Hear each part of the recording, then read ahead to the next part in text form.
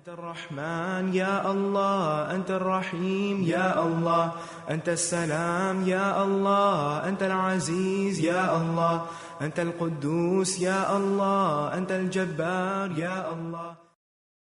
ولله الأسماء الحسنى فادعوه بها. نحمده ونصلي على رسوله الكريم، أما بعد، فأعوذ بالله من الشيطان الرجيم، بسم الله الرحمن الرحيم، رب اشرح لي صدري ويسر لي أمري واحلل عقدة من لساني يفقهوا قولي۔ ناظرین، پروگرام اللہ کے خوبصورت نام کے ساتھ آپ کی خدمت میں حاضر ہیں۔ آج ہم انشاءاللہ العزیز اللہ سبحانہ وتعالیٰ کے نام الخالق پر بات کریں گے۔ الخالق کا معنی ہے پیدا کرنے والا۔ حقیقت یہ ہے کہ اللہ سبحانہ وتعالیٰ ہی ہر چیز کا خالق ہے، ان چیزوں کا بھی جو ہمیں نظر آتی ہیں اور ان کا بھی جو ہمیں نظر نہیں آتی۔ وہ زندگی کو بنانے والا، موت کو بنانے والا، الذی خلق الموت والحیات، جنت اور دوزخ کا پیدا کرنے والا، عرش کا پیدا کرنے والا، کرسی کا پیدا کرنے والا، آسمانوں اور زمین کا پیدا کرنے والا، پہاڑوں اور سمندروں اور دریاؤں کا پیدا کرنے والا، انسانوں اور حیوانوں کا پیدا کرنے والا، پرندوں اور ملائکہ کا پیدا کرنے والا، اس مٹی اور مٹی کے نیچے جو کچھ ہے اس سب چیزوں کا پیدا کرنے والا۔ حقیقت یہ ہے کہ اللہ سبحانہ وتعالیٰ ہی ہر چیز کا خالق ہے، اور کوئی بھی چیز جو چھوٹی ہو یا بڑی ہو، طویل ہو یا قصیر ہو، متحرک ہو یا رکی ہوئی ہو، سالڈ ہو یا مائع شکل میں ہو یا ہواؤں کی شکل میں ہو، کمزور ہو یا طاقتور ہو، ہر چیز کو اللہ سبحانہ وتعالیٰ ہی نے پیدا کیا ہے۔ تو اس صفت پر ایمان لانا اور اس پر یقین رکھنا نہایت ضروری ہے۔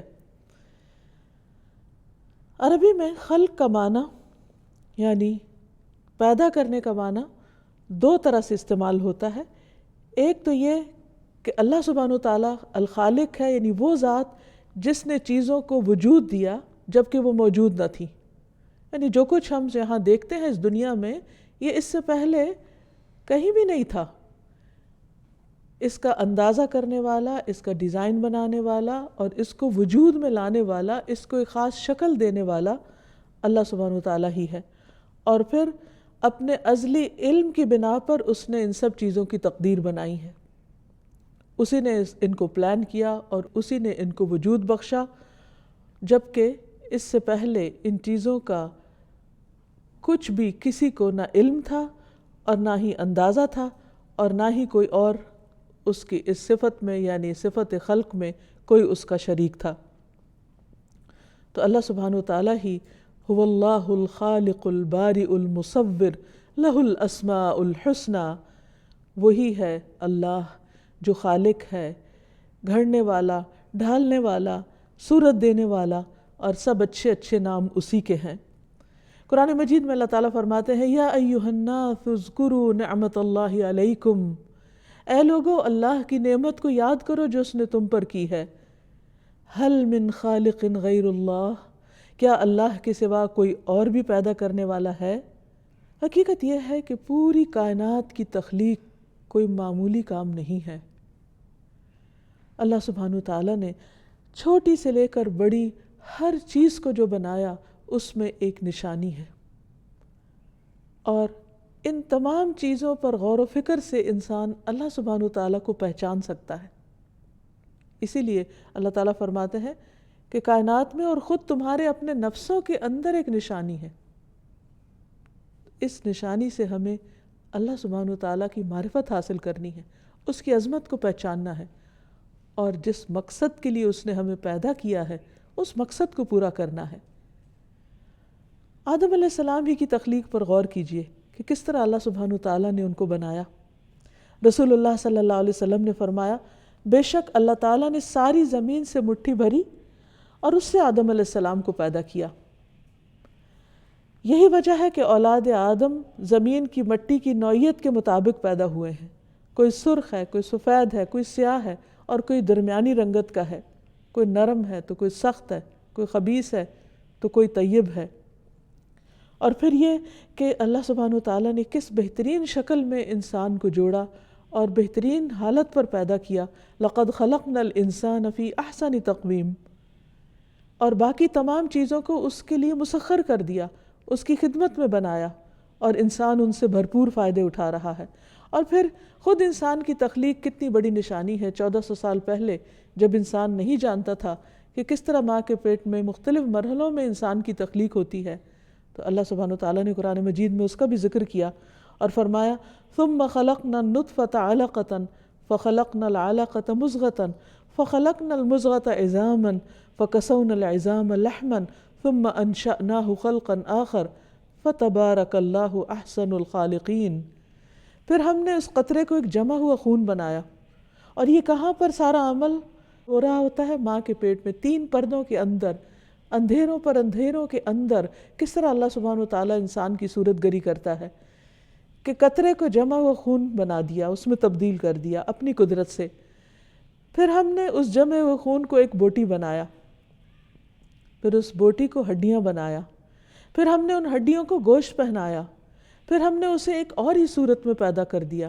یعنی انسان اپنے آغاز کو دیکھے اور پھر جس طرح مختلف مرحلوں کو طے کرتے ہوئے وہ ایک بہترین شکل میں آ جاتا ہے، لَقَدْ خَلَقْنَا الْإِنسَانَ فِي أَحْسَنِ تَقْوِيمٍ، بہترین حالت پر، تو یہ اللہ سبحانہ وتعالیٰ کی قدرت کی بہت بڑی نشانی ہے۔ فرمایا سو بہت برکت والا ہے وہ جو پیدا کرنے والوں میں سب سے اچھا ہے۔ سورۃ السجدہ میں فرمایا الذی احسن کل شیء خلقہ وبدأ خلق الانسان من طین، جس نے اچھا بنایا ہر چیز کو جو بھی اس نے پیدا کی، اور انسان کی پیدائش تھوڑی سے مٹی سے شروع کی، یعنی معمولی مٹی سے انسان کی تخلیق کا آغاز کیا، اور پھر کس طرح انسان زمین پر مختلف طریقے سے پھیلتے چلے جا رہے ہیں۔ اور حقیقت یہ ہے کہ یہ اس کا بنانا جو ہے یہ ہیپ ہیزرڈ نہیں ہے کہ جس کو جو جی چاہا سائز دے دیا۔ مختلف چیزوں کا سائز اس نے خود متعین کیا، ان کی رنگت کو، ان کے ٹیکسچر کو، ان کے اندر پائی جانے والی مختلف صلاحیتوں کو، کسی چیز کو کھانے کے قابل بنائے، کسی چیز کو دیگر استعمال کے قابل بنائے۔ کچھ چیزیں انسان کے لیے بنا کر پہاڑوں میں ذخیرہ کر دی، کچھ زمین کے اندر ذخیرہ کی ہوئی ہیں کہ وقت کے ساتھ ساتھ ان کو انسان نکالتا ہے۔ اللہ سبحانہ وتعالیٰ نے انسان کو صرف ایک بار پیدا نہیں کیا، بلکہ پیدا کرنے کے بعد جب اسے موت دے گا تو پھر دوبارہ بھی پیدا کرنے پر قادر ہے۔ قرآن مجید میں آتا ہے اَيَحْسَبُ الْإِنسَانُ أَن لَّن نَّجْمَعَ عِظَامَهُ بَلَىٰ قَادِرِينَ عَلَىٰ أَن نُّسَوِّيَ بَنَانَهُ، کیا انسان گمان کرتا ہے کہ بے شک ہم کبھی اس کی ہڈیاں اکٹھی نہ کریں گے؟ کیوں نہیں، اس حال میں کہ ہم اس پہ قادر ہیں کہ اس کی انگلیوں کے پور پور درست کر کے بنا دیں۔ یعنی ہر انسان کی الگ جداگانہ پہچان کے ساتھ اس کی تخلیق کی ہے۔ اور آج ہزاروں سال کے بعد انسان نے جانا کہ انسان کے اپنے ہی ہاتھوں کے اندر اس کے جو پور ہیں اس کے اندر اس کی پہچان موجود ہے۔ یعنی ہر شخص کا جو انگوٹھا ہے وہ دوسرے سے مختلف ڈیزائن رکھتا ہے، اور دنیا میں کروڑوں انسان جو اس وقت موجود ہیں یا گزشتہ ماضی میں موجود رہے یا آنے والے ہیں، ان میں سے ہر ایک اپنی اپنی الگ الگ جداگانہ شناخت رکھتا ہے، اور یہ بھی اللہ سبحانہ وتعالیٰ کی قدرت کی ایک بہت بڑی نشانی ہے۔ اور جب انسان دوبارہ پیدا کیا جائے گا تو پھر اس نشانی کے ساتھ ہی کہ 2 انسانوں کا پیدا کرنا ایک جیسا نہیں۔ پھر یہ ہے کہ اللہ سبحانہ وتعالیٰ نے ایک درست اندازے کے ساتھ پیدا کیا ہے۔ ارشاد باری تعالیٰ ہے اِنَّا كُلَّ شَيْءٍ خَلَقْنَاهُ بِقَدَرٍ، ہم نے ہر چیز کو ایک اندازے سے پیدا کیا۔ اور دوسری جگہ پہ فرمایا وَخَلَقَ كُلَّ شَيْءٍ فَقَدَّرَهُ تَقْدِيرًا، کہ اللہ نے ہر چیز کو پیدا کیا پھر اس کا اندازہ بھی مقرر کیا۔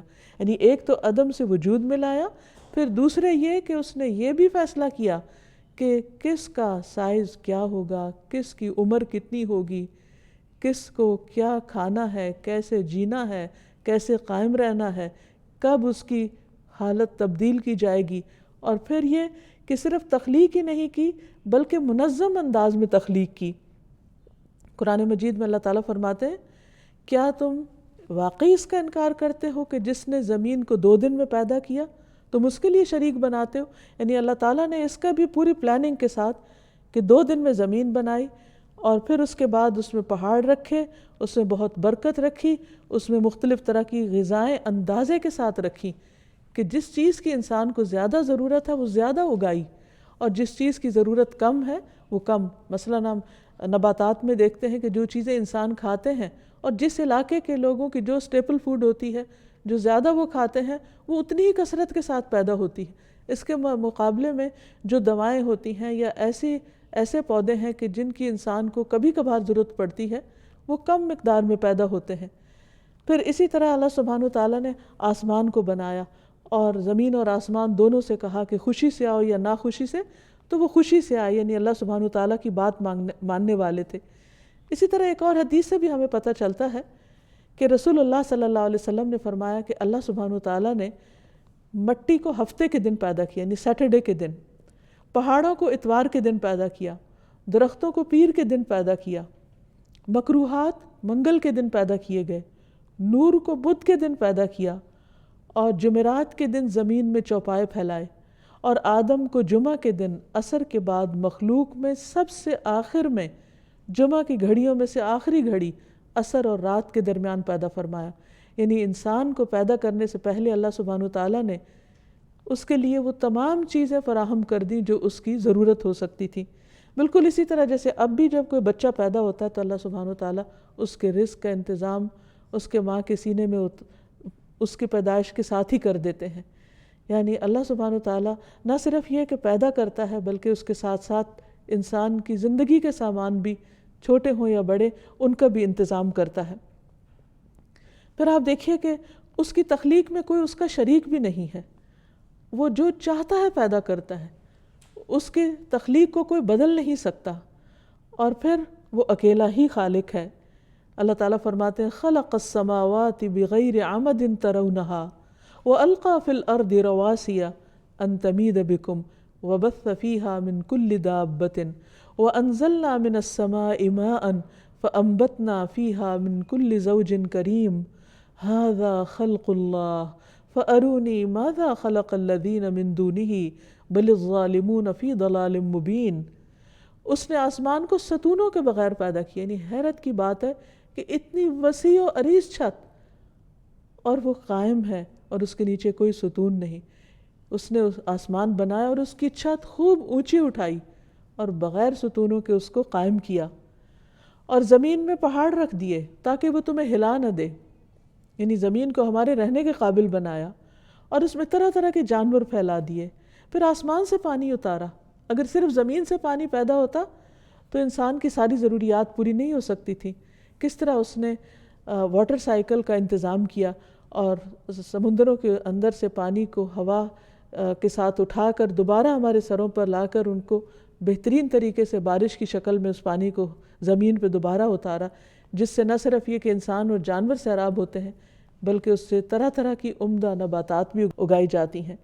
یہ ہے اللہ کی مخلوق۔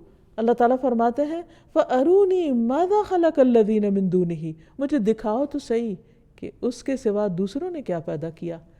اور یہ کتنی حیرت کی بات ہے کہ انسان اللہ سبحانہ وتعالیٰ کی اس عظمت کو محسوس نہیں کرتا، جس کو دن رات وہ دیکھتا ہے اس کھلے آسمان کی شکل میں، پرسکون زمین کی شکل میں، مختلف طرح کے رنگ اور مختلف طرح کی خوبصورت کھانے پینے کی چیزوں کی شکل میں، کہ پھر بھی اس کا شکر کم ادا کرتا ہے۔ اس کے مقابلے میں اگر کوئی انسان زمین پر کوئی چھوٹی موٹی ایجاد کر لیتا ہے، یعنی اللہ ہی کی بنائی ہوئی چیزوں میں سے کوئی نئی چیز نکال کے اس کے کمبینیشن کے ساتھ ایک نئی شکل میں پیش کرتا ہے، تو انسان فوراً اس سے متاثر ہو جاتے ہیں، اس کی بات کو زیادہ توجہ سے سننے لگتے ہیں، اس کو اہل علم مانتے ہیں اور اس کی بات کا یقین کرتے ہیں، اور اس کے مقابلے میں اللہ سبحانہ وتعالیٰ نے جو کچھ اپنی کتاب میں فرمایا اور سچ فرمایا اس پر شک کرتے ہیں۔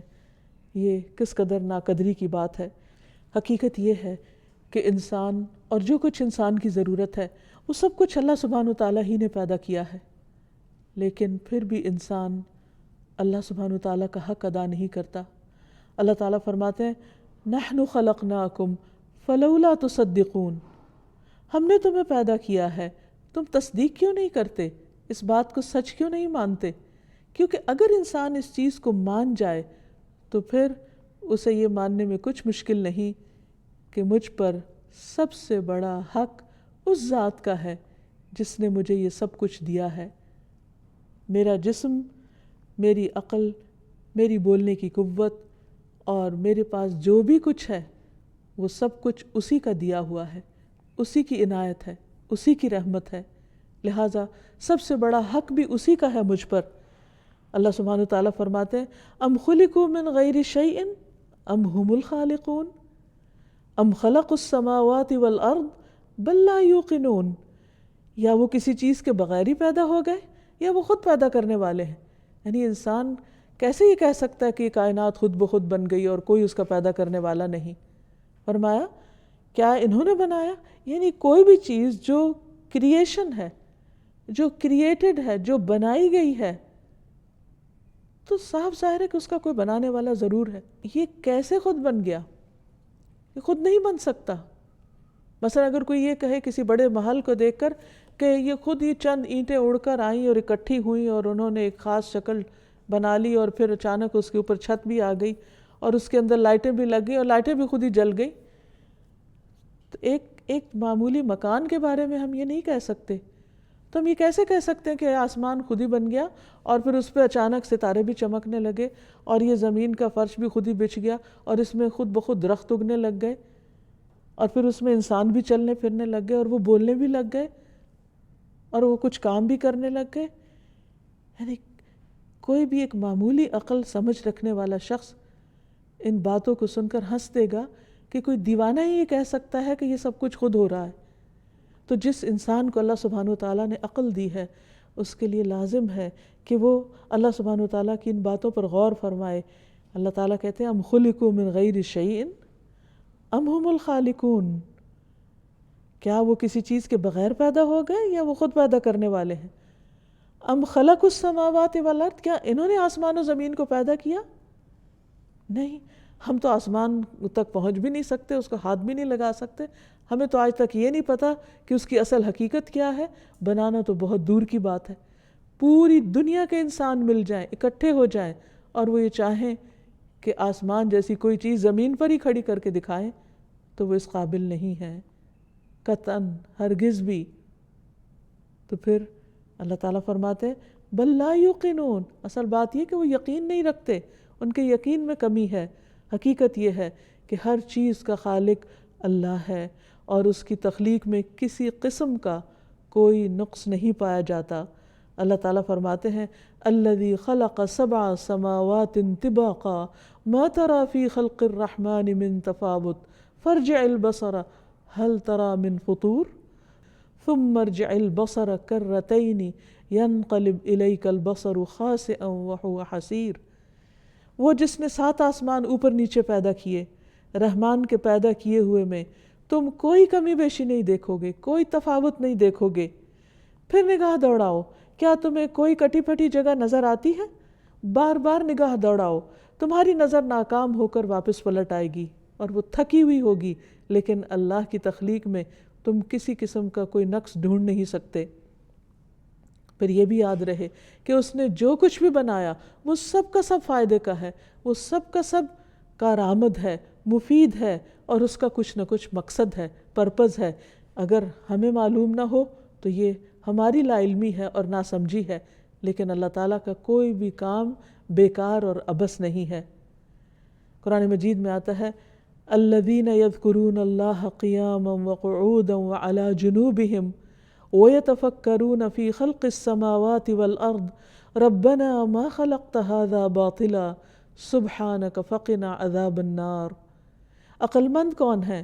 عقل مند اولو الالباب وہ ہیں جو اللہ کو یاد کرتے رہتے ہیں، کھڑے ہو کر بھی، بیٹھ کر بھی اور اپنے پہلوؤں پر بھی، یعنی لیٹ کر بھی، اور ذکر کے ساتھ ساتھ آسمان و زمین کی تخلیق میں غور و فکر کرتے ہیں اور پکار اٹھتے ہیں اے ہمارے رب تو نے کچھ بھی بیکار پیدا نہیں کیا. سبحانک فقنا عذاب النار. تو پاک ہے اس سے کہ تو کوئی بھی ایسا کام کرے، کوئی بھی محمل عبث بیکار کام کرے. فقنا عذاب النار. تو ہمیں آگ کے عذاب سے بچا. کیونکہ جس شخص کے دل میں اللہ کی تخلیق کو دیکھ کر اس کی ہیبت اور اس کی عظمت کا احساس ہوتا ہے، اسے اپنے انجام کی فکر لگ جاتی ہے، اور پھر وہ اللہ سبحانہ تعالیٰ سے دعا گو ہوتا ہے کہ اسے آگ سے بچا لیا جائے، کیونکہ جو آگ میں داخل کیا گیا اس کی تو بہت بڑی رسوائی ہو گئی۔ جس شخص کے اندر جتنا ایمان ہوگا اس کا اتنا ہی یقین ہوگا کہ اللہ سبحانہ تعالیٰ نے ہر چیز کو بامقصد پیدا کیا ہے، اور خود اس کی اپنی زندگی کا بھی مقصد ہے۔ اللہ تعالیٰ فرماتے ہیں وَمَا خَلَقْنَا السَّمَاءَ وَالْأَرْضَ وَمَا بَيْنَهُمَا بَاطِلًا، ہم نے آسمان و زمین اور ان کے درمیان کی چیزوں کو بیکار نہیں پیدا کیا، بے مقصد نہیں پیدا کیا۔ ذَلِكَ ظَنُّ الَّذِينَ كَفَرُوا، یہ ان لوگوں کا گمان ہے جنہوں نے کفر کیا۔ فَوَيْلٌ لِّلَّذِينَ كَفَرُوا مِنَ النَّارِ، تو بربادی ہے، ہلاکت ہے ان لوگوں کے لیے آگ کی شکل میں جنہوں نے کفر کیا، یعنی جو اللہ کو خالق نہیں مانتے، جو اللہ کو مالک نہیں مانتے، جو اللہ کو معبود نہیں مانتے، اور جو اپنی زندگی کو اللہ سبحانہ وتعالیٰ کی عبادت میں نہیں گزارتے، کیونکہ اللہ تعالیٰ نے ہمیں اسی کام کے لیے پیدا کیا، بیکار نہیں، بے مقصد نہیں کہ اس طرح ہم زندگی بسر کریں کہ جس میں خالق کی کوئی یاد نہ ہو اور خالق کا کوئی حصہ نہ ہو، ہم اپنی مرضی سے کھائیں پئیں اور اپنی مرضی سے سوئیں جاگیں اور اپنی مرضی کے سب کام کریں۔ نہیں، یہ دنیا ہماری بنائی ہوئی نہیں ہے، ہمارے رب کی بنائی ہوئی ہے، الخالق کی بنائی ہوئی ہے۔ اس پر رہتے ہوئے اس کی مرضی کے مطابق ہمیں کام کرنے ہوں گے۔ اللہ تعالیٰ فرماتے ہیں افحسبتم انما خلقناکم عبثا، کیا تم سمجھتے ہو کہ ہم نے تمہیں یوں ہی بیکار پیدا کر دیا؟ وانکم الینا لا ترجعون، اور تم ہماری طرف پلٹائے نہ جاؤ گے، واپس نہ لائے جاؤ گے۔ اللہ سبحانہ وتعالیٰ نے انسان کو بامقصد پیدا کیا اور اس کی رہنمائی کے لیے پیغمبر بھیجے۔ اس نے ساری کائنات کو رہنمائی دی، سورج کو بتایا اسے کیا کام کرنا ہے، چاند کو پیدا کر کے بتایا کہ اس کی زندگی کا کیا مقصد ہے، ہر پودے، ہر پتھر اور پہاڑ اور دریا اور دریاؤں کے اندر رہنے والی مخلوق کو بتایا کہ وہ کس کام کے لیے پیدا ہوئے ہیں۔ اللہ سبحانہ وتعالیٰ نے ہر چیز کو پیدا کیا اور اس کو اس کی زندگی کا مقصد بتایا۔ تو یہ کیسے ممکن ہے کہ وہ ہمیں پیدا کرے اور ہمیں ہماری زندگی کا مقصد نہ بتائے؟ قرآن مجید میں اللہ تعالیٰ فرماتے ہیں ربنا الذی اعطی کل شیء خلقہ ثم ہدی، ہمارا رب وہ ہے جس نے ہر چیز کو اس کی شکل و صورت بخشی پھر راستہ دکھایا، ہر چیز کو بتایا کہ اسے کیا کام کرنا ہے۔ اسی نے سورج کو بتایا کہ اس کا کیا کام ہے، اسی نے ہواؤں کو بتایا کہ وہ کس کام کے لیے پیدا کی گئی ہیں، اسی نے ہر پودے اور ہر پتھر کی زندگی کا مقصد بنایا اور اس کو بتا دیا، اور وہ اس کے مطابق کام بھی کر رہا ہے۔ کائنات کی ایک ایک چیز اللہ سبحانہ وتعالیٰ کی اطاعت کر رہی ہے اور اس مقصد کو پورا کر رہی ہے جس مقصد کے لیے اس کی تخلیق کی گئی ہے۔ تو اسی طرح انسان کی زندگی کا بھی مقصد ہے، اور اس زندگی کے ختم ہونے کے بعد اس سے پوچھا جائے گا کہ کیا وہ کام کر کے آیا ہے جس کے لیے اس کو دنیا میں بھیجا گیا۔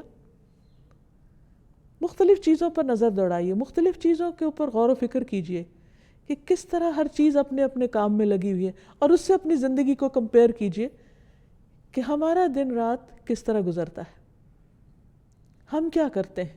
مثلا شہد کی مکھی کو آپ دیکھیے، کتنی معمولی سی چھوٹی سی چیز ہے لیکن کتنا بڑا کارنامہ کرتی، کتنا مفید شہد بناتی ہے، اور وہ اللہ کے حکم سے وَأَوْحَى رَبُّكَ إِلَى النَّحْلِ أَنِ اتَّخِذِي مِنَ الْجِبَالِ بُيُوتًا وَمِنَ الشَّجَرِ وَمِمَّا يَعْرِشُونَ، تیرے رب نے شہد کی مکھی کی طرف وحی کی کہ پہاڑوں میں، درختوں میں، انگور کی بیلوں میں اپنا گھر بنا، چھتا بنا، پھر ہر قسم کے پھل سے اس کا رس چوس، اور اپنے پروردگار کی ہموار کردہ راہوں پر چلتی چلی جا، یعنی اپنا کام کرتی چلی جا۔ فَاسْلُكِي سُبُلَ رَبِّكِ ذُلُلًا، جیسے تیرے رب نے تجھے حکم دیا اس کی اطاعت کرتی رہ اور اپنا کام کرتی رہ۔ اور شہد کی مکھی اپنی پیدائش سے لے کر اپنی موت تک مسلسل کام میں لگی رہتی ہے، اور کتنی مفید، فائدہ مند، شفا بخش چیز انسان کے لیے تیار کرتی ہے۔ تو اگر ایک معمولی مکھی ایک بامقصد زندگی بسر کر رہی ہے تو ہمیں کیا کرنا چاہیے؟ کیا ہمارے شب و روز بھی کسی کام میں لگے ہوئے ہیں؟ کیا ہم بھی کسی مقصد کے لیے دوڑ رہے ہیں؟ کیا ہم بھی اپنے رب کے فرما بردار ہیں؟ پھر آپ دیکھیے سورج کے لیے جو رفتار اور جو راستہ مقرر کیا گیا وہ اسی پر چل رہا ہے. ستاروں کے اپنے اپنے راستے ہیں، چاند کے اپنی اپنی منزلیں ہیں، اور وہ ان سب کی پوری پوری پابندی کر رہے ہیں، پورے ڈسپلن میں زندگی بسر کر رہے ہیں. یہ سب کچھ ہمیں غور و فکر کی دعوت دے رہا ہے کہ کیا ہماری زندگی میں بھی کوئی ڈسپلن ہے، اور کیا ہم بھی اپنے خالق کو پہچانتے ہیں اور اس کی مرضی کو جانتے ہیں. پھر آپ دیکھیے کہ وہ ایسا الخالق ہے جو اپنی مخلوق سے کبھی بھی غافل نہیں ہوتا. یعنی ہمیں یہ نہیں سمجھنا چاہیے کہ اس نے بنا کے بس وہ بھول گیا، ہمیں چھوڑ دیا، اب ہم جو مرضی کریں تو ہمیں پکڑ نہیں سکتا. نہیں، اللہ سبحانہ وتعالیٰ فرماتے ہیں وَمَا كُنَّا عَنِ الْخَلْقِ غَافِلِينَ، ہم اپنی مخلوق سے غافل نہیں ہیں. اور وہ صرف غافل نہیں بلکہ ان ساری چیزوں کی حفاظت بھی کر رہا ہے، ان کے نظام کو بھی دیکھ رہا ہے. اور پھر اس کے بعد جب انسان اللہ سبحانہ وتعالیٰ کی طرف پلٹے گا تو وہ ان کا حساب بھی لے گا.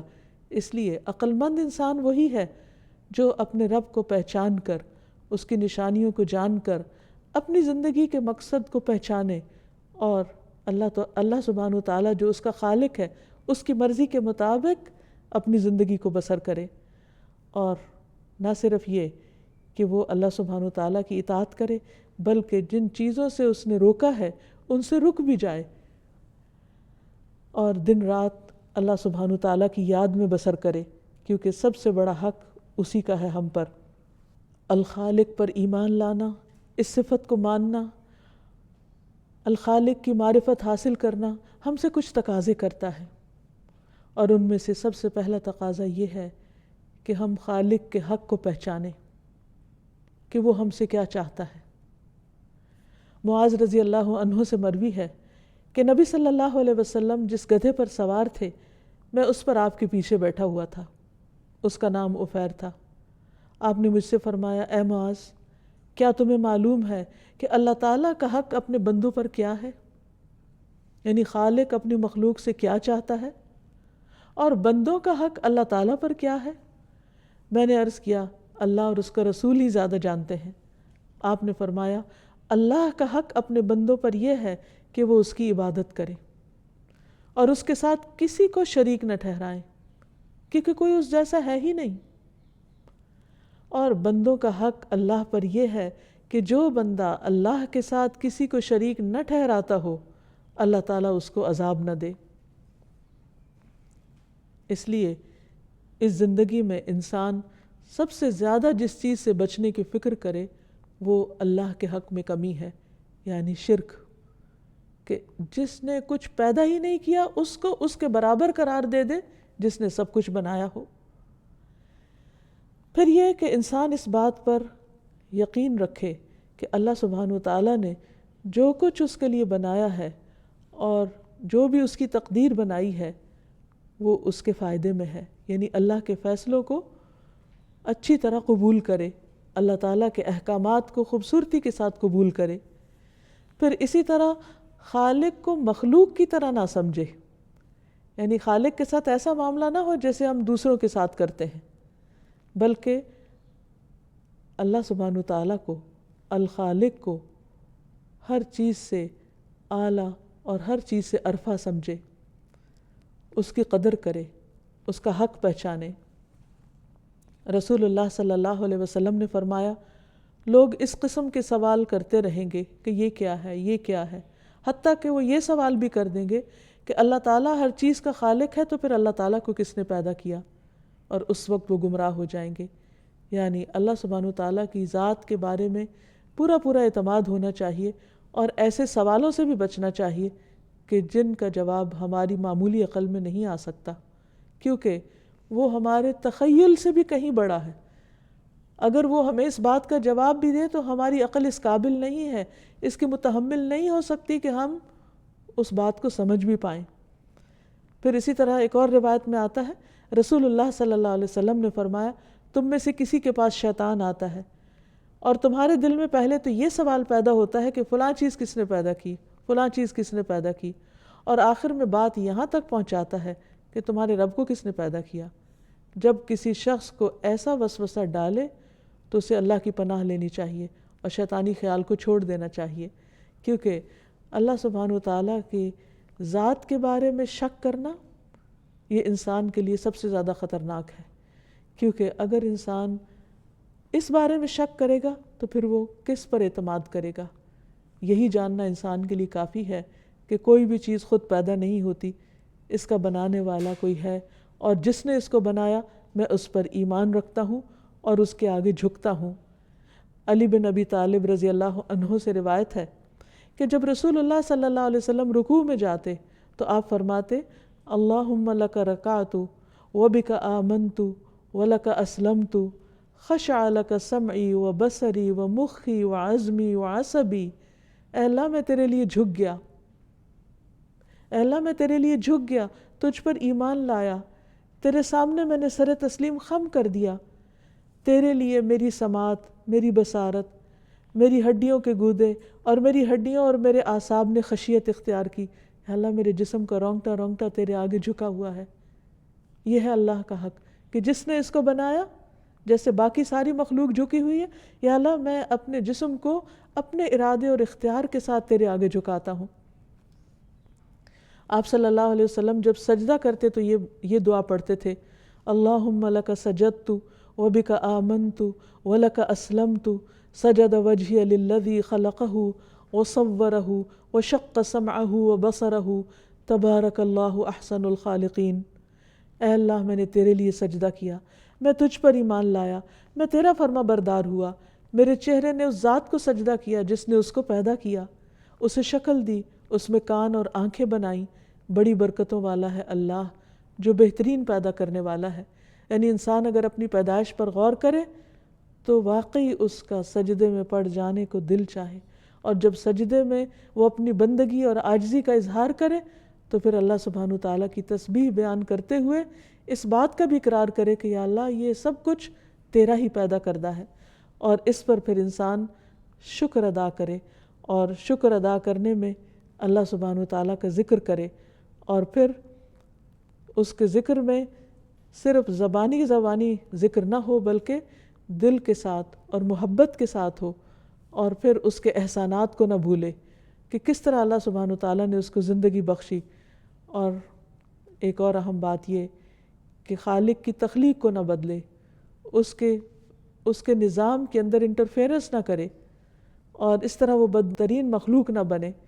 پھر اسی طرح مخلوق کے آگے نہ جھکے، یعنی بعض لوگ انسانوں کے آگے جھکتے ہیں یا ان کی قبروں کے آگے جھکتے ہیں، تو یہ شرک کی ایک بدترین قسم ہے کہ اللہ نے ہمیں اپنے آگے جھکنے کے لیے کہا، خود سے دعا مانگنے کے لیے کہا، اور ہم اس کے بندوں کے آگے جھکیں۔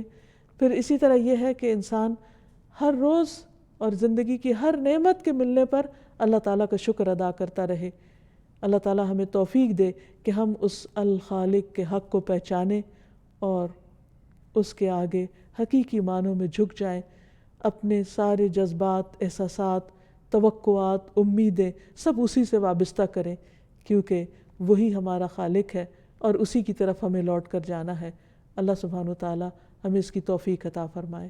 وآخر دعوانا ان الحمد للہ رب العالمین۔ یا اللہ انت الحسیب، یا اللہ انت الشافی، یا اللہ انت المبین، یا اللہ أنت الوكيل، يا الله أنت القيوم، يا الله أنت المتين، يا الله أنت السبوح، يا الله لا إله إلا الله محمد رسول الله، لا إله إلا الله محمد رسول الله۔